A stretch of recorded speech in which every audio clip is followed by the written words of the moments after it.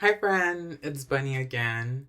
So today is my birthday and I wanted to do something a little bit different than how I have been doing in previous years on my birthday. I usually post a photo along with a caption, talk about my life and welcoming in the new year. But this time around I wanted to make something more sentimental. Um Something more intentional. And so I wanted to share that with you all today. So, first and foremost, I wanted to begin this video saying a story. And all right, so here goes nothing. Um, well, my birthday's April 9. I was born year 99, year of the rabbit. And growing up, not knowing you're queer and not seeing any other people who act like you or look like you was really tough. Um, it came with a lot of physical and emotional abuse, and it all kind of really boiled up until when I was in the seventh grade. When I was in the seventh grade, I was, finding out who I was, what I liked, who I liked. And up until then, there was this lack of support, this lack of friendships. At the time, my best friend was my mom and God and the angels. And, but it was okay. I was surviving. I was okay. Um, I guess, doing the best of it as you can. And so, how I came out of the closet was that I created a My Secrets video. If y'all are not aware what that is, it's essentially this trend that was going on, what I would say maybe like 2013, or 2012. Yeah, because I was 13 when I came out. So it was 2012. I was deep in Tumblr. I was going through a lot of emotions. Actually, I scratched that about before. I was not doing fine. I was not doing fine at all. It was very hard. I was very confused. And I didn't have anybody to talk about it with. I did grow up in the occult. So there's a lot of things in my childhood that are very, very different. And but the one thing obviously that was most prominent was that my relationship with spirit. And so anyways, fast forward, I'm in the seventh grade, finding out who I am. I'm like, oh my god, I like this boy. He was my chemistry partner. And I ended up making this video. I was in Tumblr. I was, trigger warning, I was self-harming at the time. Trigger warning, I did have unaliving ideations, and it culminated to a failed attempt.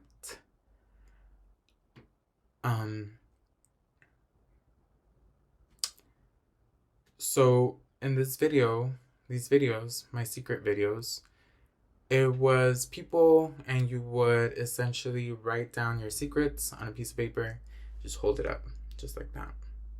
It was quiet. There was no sound. You didn't speak at all. You're just holding up these cards. And I was desperate for community. And so I made one. And in this video, I ended up talking about what I was going through, about the emotions that I felt, all the sadness, all the despair. And then in the video, I also ended up coming out of the closet.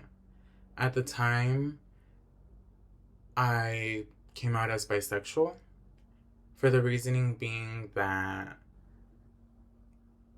my mom would always tell me, well, kids would always bully me and taunt me and call me gay.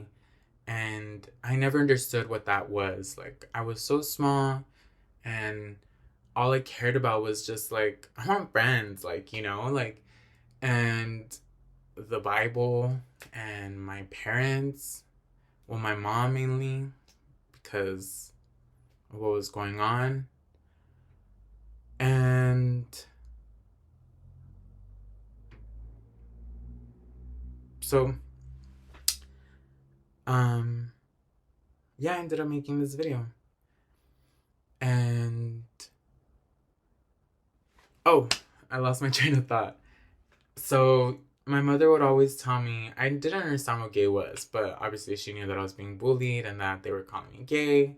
And then she would tell me, like, you're not gay because gay is like men having sex with men, and you've never had sex with any man, so you're not gay. And yeah, and so in my head I was like, well, I've never had sex with a guy, I've never had sex with a woman either, so maybe I'm bi, you know, like, because I kind of like this fool, but maybe I'll like a chick later, or like, you know, I don't know. But anyways, whatever. Point being, that happened. And then after that happened, my mom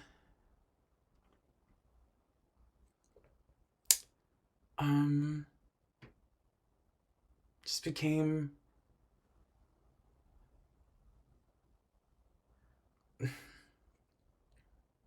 the worst person, I guess you could say. And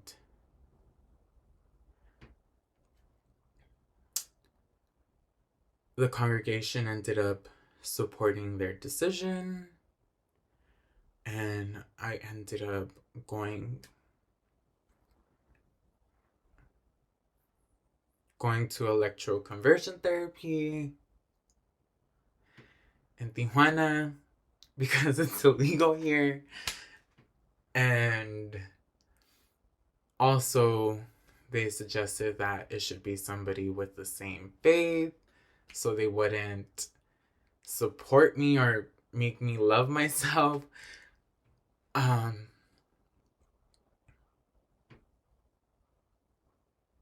And I think what really shocks me looking back at all that is that the main issue, the main problem was not, you know, what I was going through mentally. It was the fact that I was queer. And that needed to be fixed at all costs.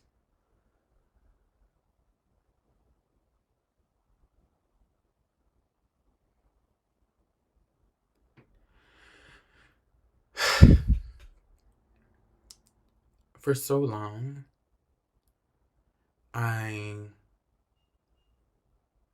put up a front. I would tell myself, fake it till you make it. And I think somewhere down the line, once I was out of that place, I forgot that I was faking it. And that kind of trauma, it really stays with you. And I'm still healing from it, you know, but in the end, as crazy as it seems, I'm really grateful that I did that, because it gave me the opportunity to really view everyone around me for who they were. I ended up being exiled my junior year in high school for not repenting and and for not being sorry for who I was. When this happened, I lost my entire family. And all the friends that I had made, it was suddenly all gone. And I remember the night, and it was raining. Just drama, I'm telling you. My life. No, but it was literally raining that day. Well, night. It was, the meeting happened in the evening.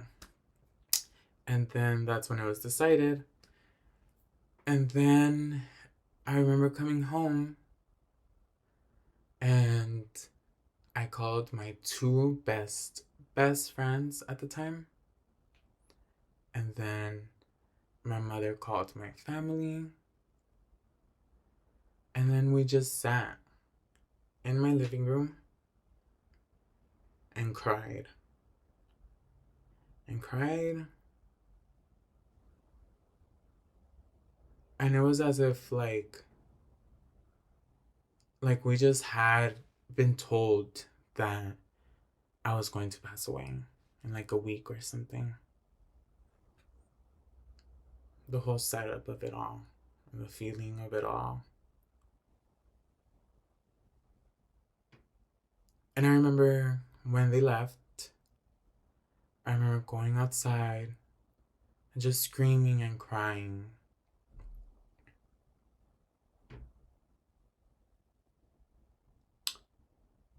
And that was when I really knew that, you know, there's no going back from this. And I always knew what would happen if I were to be true to myself. So I knew the risks that I was running. So that happened my junior year. I graduated 2017, so that happened 2016. Following that, things at home were really, really, really, really rough, as you can imagine. Graduating from high school, I ended up moving out in 2018, so the year right after. And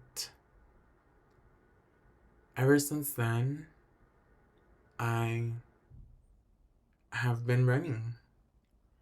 And just running and running and running from all this pain and all this trauma that I did not want to face. All this hurt, all this anger out of everything. And I just kept running and numbing and distracting myself. And I felt like it was okay. Like, I was good. I was healed. And then last year, February 4th, 2023, my habits finally caught up to me. And I ended up flipping my car.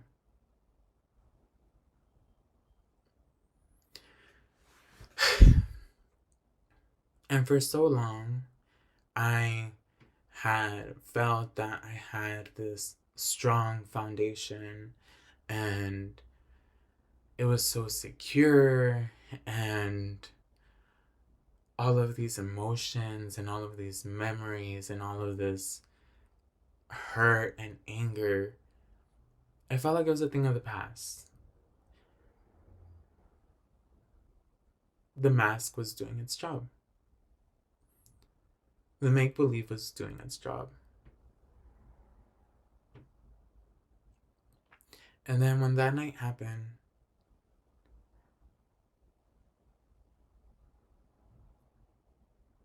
it was a wake-up call beyond anything, ever.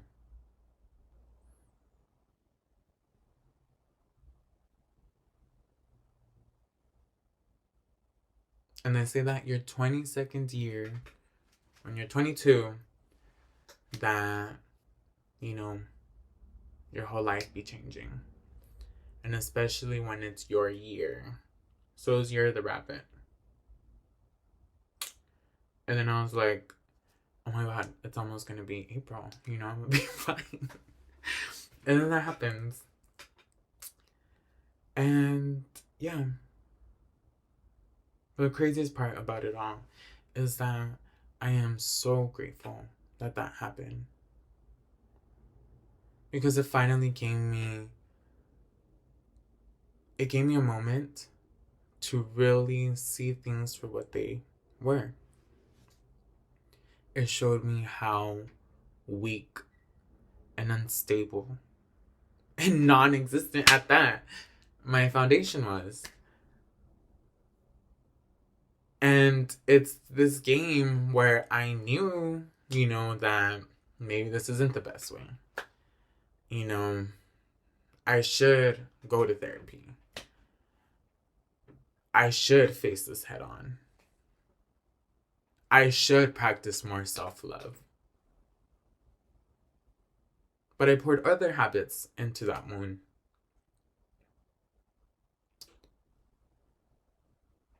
So, you know, then I really did a lot of great things. And then fast forward, I was involved in an accident by somebody's reckless driving. It ended up resulting in this. No, but yeah, pretty serious shit. I'm actually barely healing. This was just taken off like 2 days ago.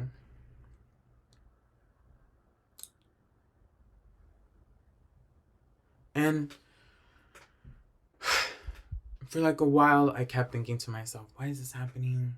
Like, I'm doing the work. I'm not playing with myself anymore. And then, you know, all the insights were given.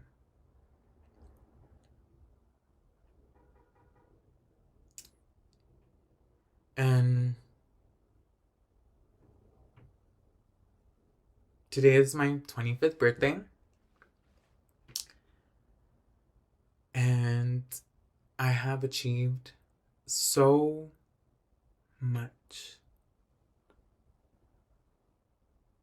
I have overcame so much.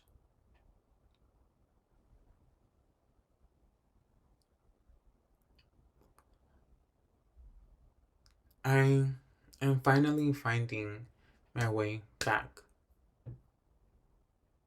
to the self, to who I am underneath all that bullshit that was fed to me.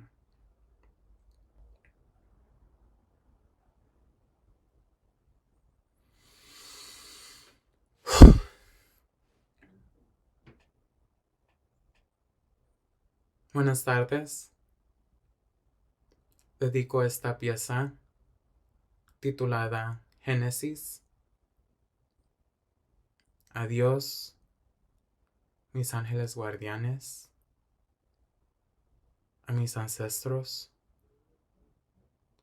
para todas las generaciones que no tuvieron la oportunidad de expresar su dolor, su amor, su felicidad, su fe, sus pasiones,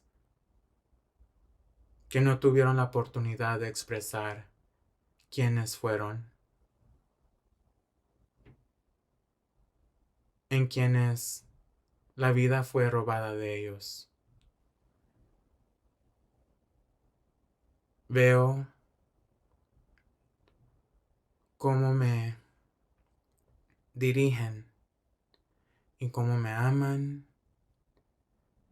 y cómo están aquí conmigo, a mi lado, cada día que pasa. Los quiero mucho.